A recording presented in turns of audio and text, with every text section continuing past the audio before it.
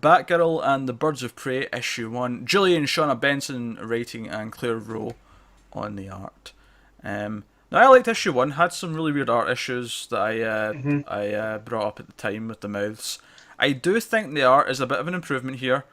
However, there is still some oddities. There's a page, the big one-page spread of Barbara and Huntress like facing each other. Right at the end. Near the end. Oh, Barbara's face in that page, I have no idea what's going on there. There's another one earlier on. It's a panel where Babs is shocked by something. Mm-hmm.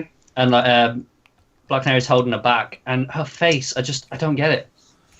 Yeah, there's some weird things going on with the faces occasionally. But the fact is, it's not even all the time. Like, some of the action, I think the action's done very well. See, like, Huntress on the motorbike at the start, I think.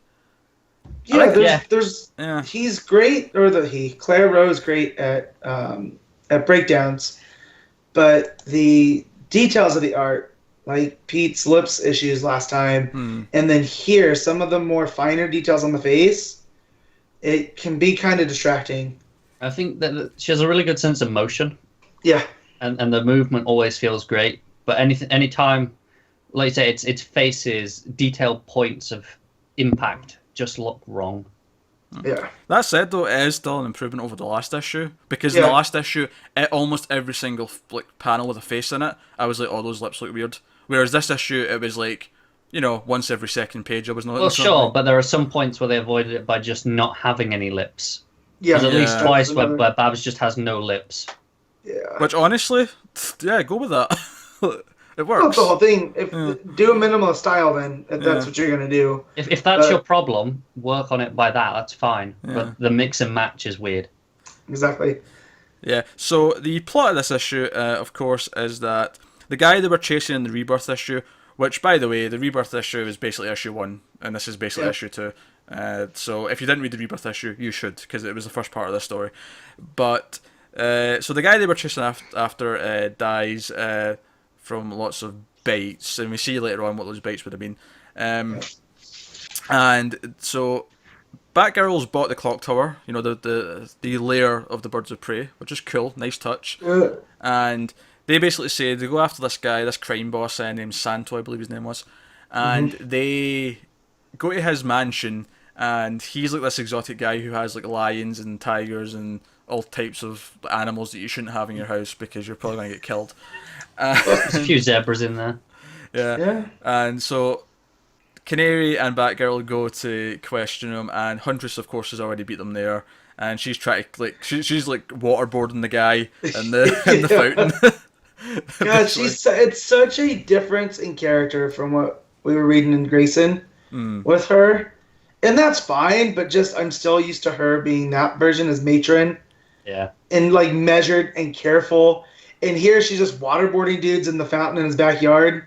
I think it's like the fact that she has a mask, so she feels like she's got the freedom. Sure. Maybe. She's just kind of letting loose a bit because she's not too concerned. Yeah. I'm just taking it she's angry, therefore is a bit more reckless. Yeah. So. But, so there's a great debate stuff going on here. Everything with Babs and Huntress arguing about what to do. I laughed out loud once they kind of agreed to work together, and they had to establish how they're going to get information from Santo. And Huntress is wanting to torture him, and Batgirl's like, no, we interrogate him. And Black Canary says, let's put it to a vote. And then you turn the page, it's the next page, and both Batgirl and Canary have got their hand up to say don't torture him, but so is Santo. Santo's in on the vote. And that really cracked me up. That was a good joke. Yeah, it's stuff like that, the lighter aspects too, that are nice sprinkled in. Yeah. It doesn't have to be all the way through, but like that, like him raising his hand because he doesn't want to be tortured. That was a great. Yeah, I think this book's a lot of fun. I think they're getting the character relationships down, which I think is what it needs. This is weirdly one of my least favorite books at the minute. The art really puts me off. I find myself. That's still reading Red Hood and the Outlaws and Suicide Squad. I know. You read Suicide Squad? Yeah, but not after this. That's a spoiler. But... well, we'll get there. How do you know I'm going to carry on reading it? Yeah, no because spoilers. You're Connor. You're going to. I know you. Harley Quinn's in it, so of course he's going to keep reading Suicide Squad. Yeah. Well, I mean. But no, I don't know. I wouldn't put it in my least favorite. I did like it a lot, I but liked it a lot. I mean, I liked this more than Justice League this Yeah, week me quite too. easily. So See, I like parts of it, like you said, like the jokes. I like the relationships. I like that she phones Gordon at the end. I like that too. But then it feels like every other page, I'm getting completely pulled out of it by the art, and it's just killing the story for me because I'm constantly losing focus off it. see, if the story is good enough, I can excuse the art long enough. And also, You know, I do But like. if they're both not working, that's Yeah. when. It's Well, a no, problem. I get that, but the story isn't quite compelling enough for me to ignore it entirely. It's to the point where the art is making me pause and taking me out of the flow of the story, and it's hampering it. So, Fair enough, but I don't feel that way, and I think because there is still stuff in the art I like. I think the colours are good. Like I think the colours all pop really nicely. They've got obviously a lot of purples and stuff because both Batgirl and Huntress are in the purples, and Right. like I said, I like that. I like the motion. I think weirdly, Jim's face at the end is completely fine. maybe Claire It's just one of the can't best draw ones. women. Maybe in a weird sense of irony, the female artist can't draw females but can draw men perfectly fine. And how awful would that be for this book that is led by a trio of women? I just think it's getting used to drawing these characters, and Maybe.